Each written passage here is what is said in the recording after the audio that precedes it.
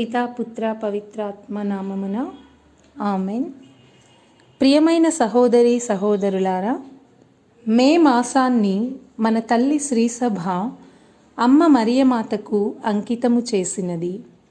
కావున ఈ మే మాసమునందు మరియమాతపై భక్తిని పెంపొందింప చేయుటకు శ్రీసభ ముద్రించిన మరియమాత పూజిత మాసము మే మాసము అను పుస్తకములోని అనుదిన ధ్యానాంశములను ఈ వీడియో రూపములో మీ ముందు ఉంచుచున్నాను.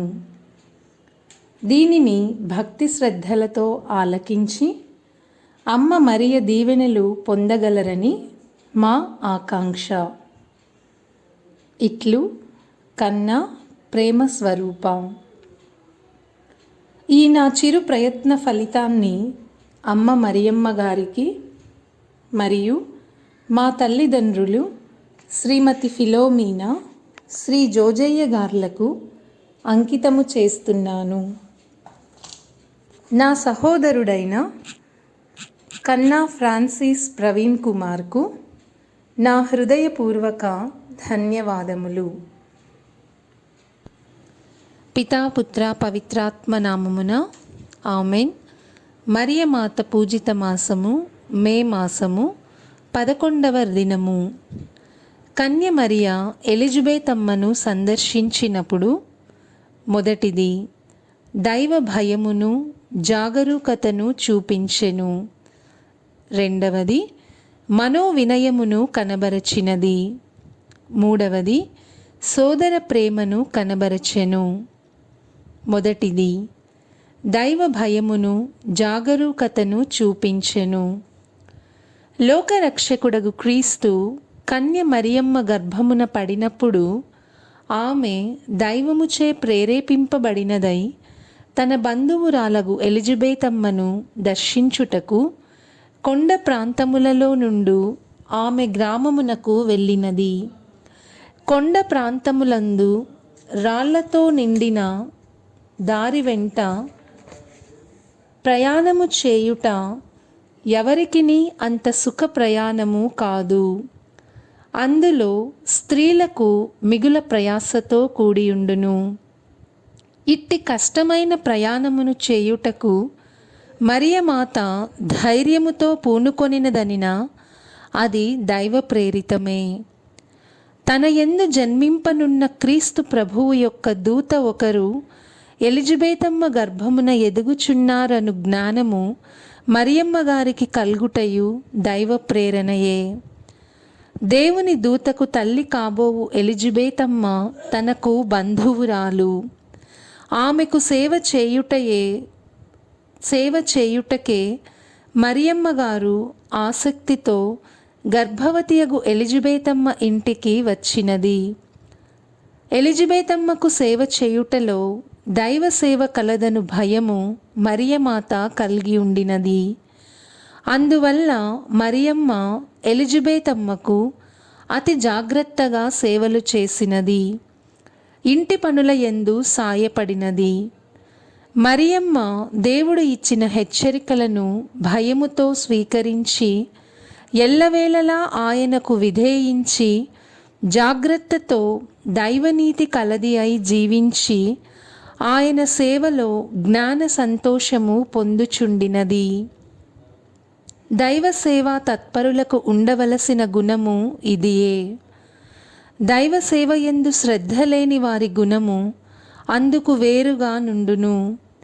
వీరు పుణ్య మార్గమును తెలుసుకొనియు దైవ భయము లేక జీవింతురు. దైవ సేవలో విసుగు, అశ్రద్ధ, అజాగ్రత్త, అధిక శ్రద్ధ కలిగి విసుగు విరామము లేక కృషింతురు. కానీ ఇట్టి జీవితము మనకు ఎన్నియో చేటులకు మూలమని మరువరాదు.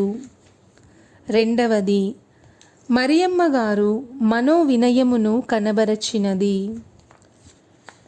కన్య మరియమ్మ దేవునికి తల్లి కాబోవుచున్నది. అప్పుడు ఆమె ఇహపరముల కర్తయగు మహిమగల సర్వేశ్వరునికి ఇహ పరలోకములకు రాణి అనిపించుకొనును. ఇహలోకములో మానవుల యొక్కయు పరలోకములో సకల దూత గణముల యొక్కయు స్తుతికి అర్హురాలు కాబోవుచున్నది.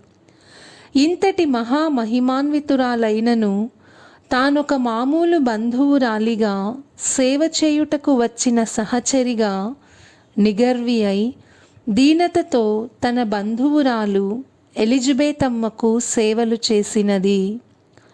దూత చేత స్త్రీలలో ఆశీర్వదింపబడిన వారా అని పిలిపించుకున్న మరియా తన్ను తాను తగ్గించుకొని ఎలిజబెతమ్మ ఇంట సేవలు చేసినది.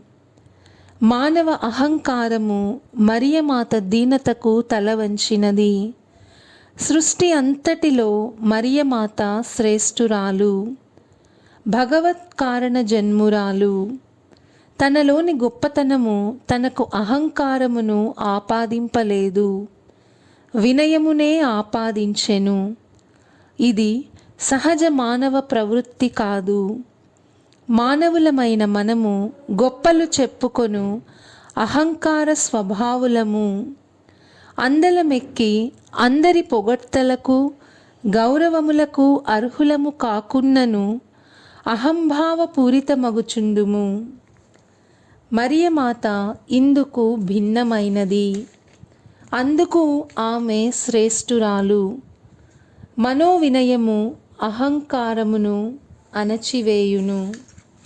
మూడవది, మరియమ్మ గారు సోదర ప్రేమను కనబరచెను.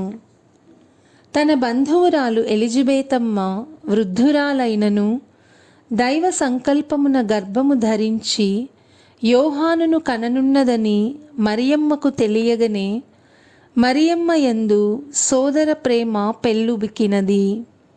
ముదిసలి గర్భవతి అయిన ఎలిజబెతమ్మ తన ఇంటి పనులను ఎట్లు చేసుకొనగలదు అన్న సోదర ప్రేమ మరియమాతలో మెదలినది. ఆమెను ఆదుకొనుటయే తన ప్రేమకు గుర్తు అని మరియమాత తలంచి వెంటనే బయలుదేరి ఎలిజబెతమ్మ గ్రామమునకు పోయి ఆమెకు సేవ చేసినది. క్రైస్తవ సోదరులారా, మనమును సాధ్యమైన వరకు పరుల అవసరముల యందు తోడ్పడుదము. విశేషించి నిర్భాగ్యులగు మన సోదరుల ఎడ ప్రేమతో స్నేహభావముతో సహాయపడుటకు ప్రయత్నించుదము. అద్భుతము.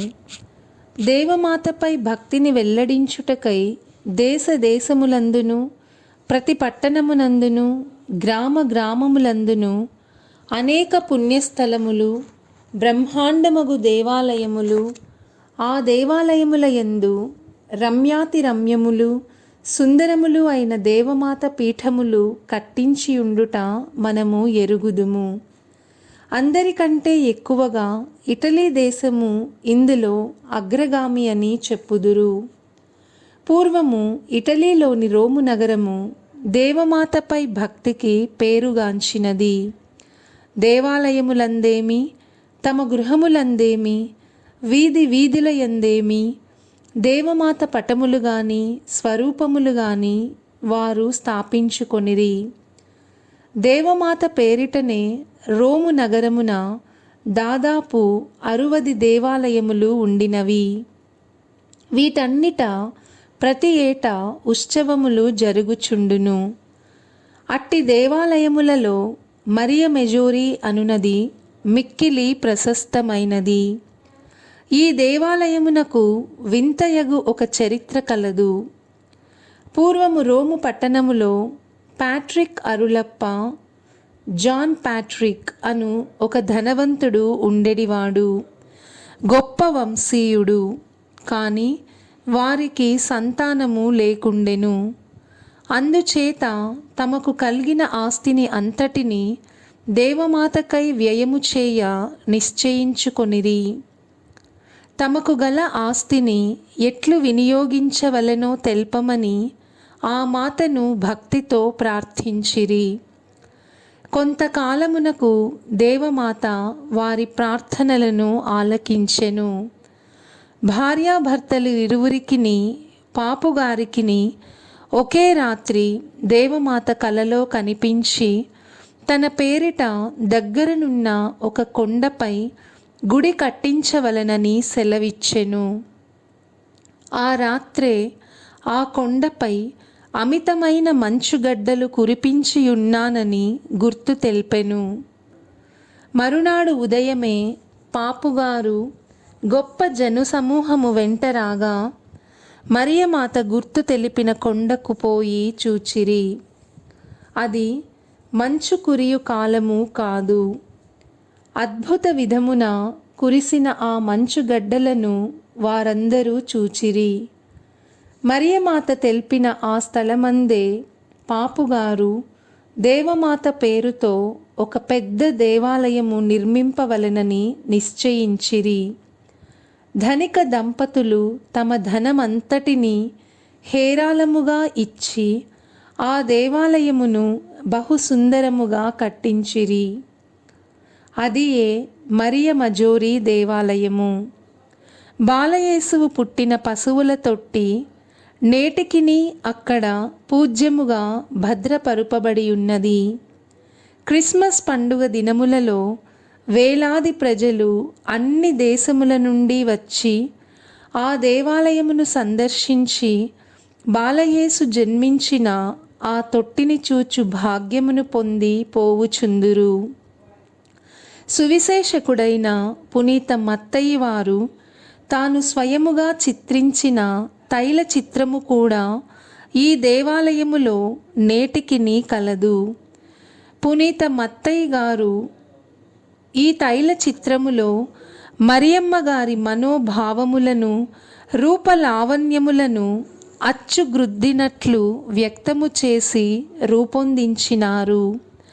ఆమె చేతులలో బాలయేసువు మందహాసములో సజీవుడై ఉండినట్లు అగుపించును. మరియ చేతుల నుండి ఆ బాలుడు మన చేతులలోనికి నిజముగా దూకినట్లుండును. అందువలన ఆ సజీవ చిత్రము వద్ద అనేక స్త్రీలు చేతులు చాపుదురట. ఆ పటము మనలో దైవ ప్రేమను కలిగించుననుటలో నిశ్చయమని చెప్పుదురు. క్రైస్తవ సహోదరులారా, మనము భక్తి భావముతో ఉంచుకొను పటములకు అర్థమున్నదని తెలుసుకొనవలయును. జపము.